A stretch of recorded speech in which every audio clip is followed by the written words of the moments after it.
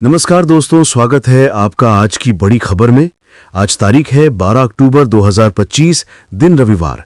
तो चलिए बिना किसी देरी के नजर डालते हैं आज की बड़ी सुर्खियों पर, खासकर उत्तर प्रदेश की उन बड़ी खबरों पर जो आपके लिए जानना बेहद जरूरी है। पीएम मोदी ने दिया किसानों को सौगात, 35,440 करोड़ की कृषि योजनाओं का पैकेज लॉन्च। प्रधानमंत्री नरेंद्र मोदी ने शनिवार 11 अक्टूबर को किसानों के हित में एक और बड़ा ऐतिहासिक कदम उठाया। उन्होंने कृषि क्षेत्र में 35,440 करोड़ रुपए की दो बड़ी योजनाओं की शुरुआत की।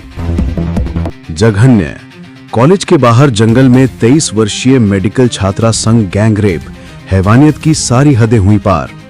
पश्चिम बंगाल में एक बार फिर हैवानियत की सारी हदें पार हो गई। यहां शुक्रवार रात को दुर्गापुर के एक प्रतिष्ठित मेडिकल कॉलेज कैंपस के बाहर 23 वर्षीय मेडिकल छात्रा के साथ दुष्कर्म की दिल दहला देने वाली घटना घटी। यूपी सरकार किसानों के लिए चला रही फ्री बोरिंग योजना, ऐसे मिलेगा लाभ। यूपी सरकार चला रही है किसानों के लिए फ्री बोरिंग योजना। इसमें खेतों में बोरिंग कराने पर किसानों को 5 से 10 हजार रुपए तक की सब्सिडी मिलती है। मकसद है हर खेत तक पानी पहुंचाना और किसानों की सिंचाई की परेशानी खत्म करना। इंडिया वेस्टइंडीज दूसरे दिन का खेल खत्म। दूसरे टेस्ट के दूसरे दिन का खेल खत्म हो गया है। वेस्टइंडीज ने अपनी पहली पारी में 140/4 रन बना लिए हैं। शाई होप 31 और टेविन 14 रन बनाकर क्रीज पर डटे हुए हैं। भारत की तरफ से गेंदबाजी में जडेजा ने 3 और कुलदीप ने 1 विकेट लिए। इससे पहले भारत ने अपनी पहली पारी 518 रन पर घोषित की थी। आगरा में करवा चौथ पर अनोखी मिसाल देखने को मिली। एक ही पति की 2 पत्नियों ने मिलकर उसका लंबी उम्र के लिए व्रत रखा। शीला और मन्नू देवी ने साथ में पूजा की, चांद को अर्घ दिया और व्रत खोला। तीनों की ये तस्वीर सोशल मीडिया पर वायरल हो गई। मेरठ किसान मेले में 8 करोड़ का भैंसा विधायक आकर्षण का केंद्र। मेरठ के IIMT विश्वी में किसान मेले में 8 करोड़ का भैंसा विधायक चर्चा में है। मालिक नरेंद्र सिंह को पशुपालन के लिए पद्म विभूषण मिल चुका है। WTC में सबसे ज्यादा रन बनाने वाले भारतीय बने शुभमन गिल। वेस्टइंडीज के खिलाफ दूसरे टेस्ट में 129 रन की पारी खेलकर शुभमन गिल WTC इतिहास में सबसे ज्यादा रन बनाने वाले भारतीय बन गए। उनके 39 मैचों में 2,826 रन हैं, जिनमें 10 शतक और 8 अर्धशतक हैं।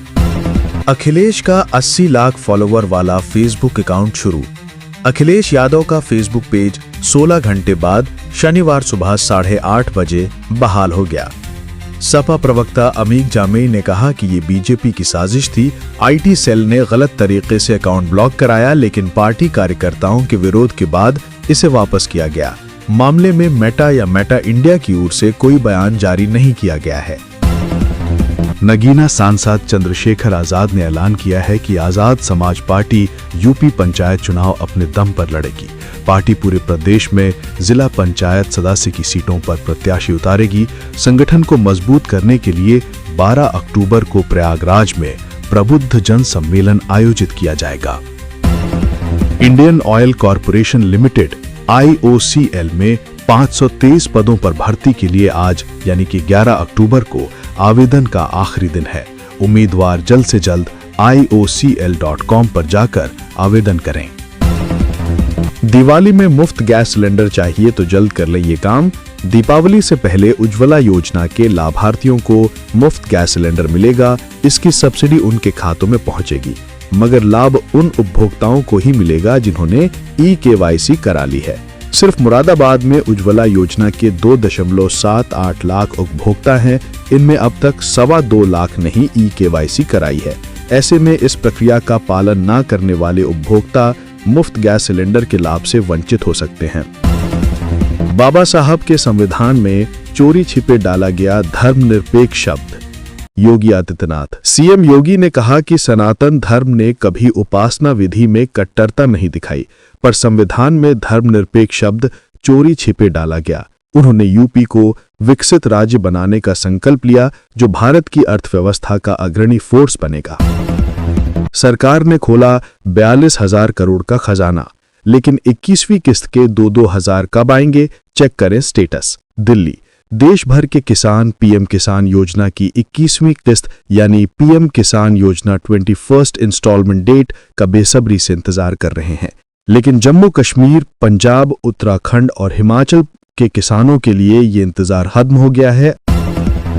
गोरखपुर सांसद रवि किशन ने स्वदेशी मेला में भोजपुरी गीत गाकर सीएम योगी का स्वागत किया। गीत के बोल थे कि योगी जी गरीबों के लिए बेजोड़ मुख्यमंत्री हैं।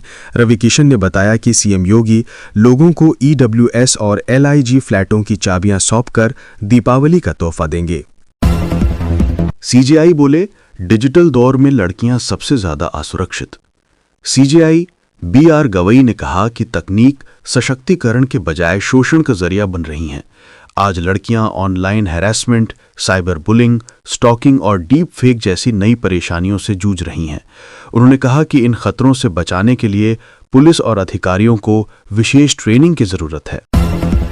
सीएम योगी ने गाजीपुर में कहा कि संत अपना जीवन मानवता के कल्याण के लिए समर्पित करते हैं। उनके साधन भले भिन्न हों, पर उद्देश्य एक ही है, आध्यात्मिक उत्थान और जागरूकता फैलाना। अपनी आध्यात्मिक ऊर्जा से लोक मंगल की कामना करता है, उसके अनुरूप समाज में जन जागरण का अभियान चलाता है और कोई आध्यात्मिक और बौद्धिक दृष्टि से उन सभी कार्यों को आगे बढ़ा करके राष्ट्र मंगल की कामना में अपना योगदान देता है। मौलाना की पत्नी, बेटियों की हत्या। बागपत की एक मस्जिद में मौलाना की पत्नी यानी कि इसराना और 2 बेटियों 5 और 2 साल की हत्या कर दी गई है। तीनों के सर पर भारी हथियार से वार किया गया था। वारदात के समय मौलाना तालिबान के विदेश मंत्री का स्वागत करने सहारनपुर गए थे। महिला पत्रकार विवाद, तालिबान की सफाई। दिल्ली में अफगानिस्तानी विदेश मंत्री अमीर खान मुत्तकी की पीसी से महिला पत्रकारों को दूर रखने के विवाद पर तालिबान ने सफाई दी। उन्होंने कहा कि ये सब अनजाने में हुआ और महिलाओं को ना बुलाने की उनकी कोई नीति नहीं है। इस मामले पर देश में विवाद जारी है। यूपी कांग्रेस प्रमुख अजय राय ने आरोप लगाया कि पुलिस उन्हें रायबरेली में दलित युवक हरि ओम वाल्मीकि के परिवार को आर्थिक मदद देने से रोक रही है। उन्होंने इस रवैये को तानाशाही बताया। पूर्व सीएम अखिलेश यादव ने कहा कि वो महागठबंधन की तरफ से बिहार चुनाव में प्रचार के लिए जाएंगे।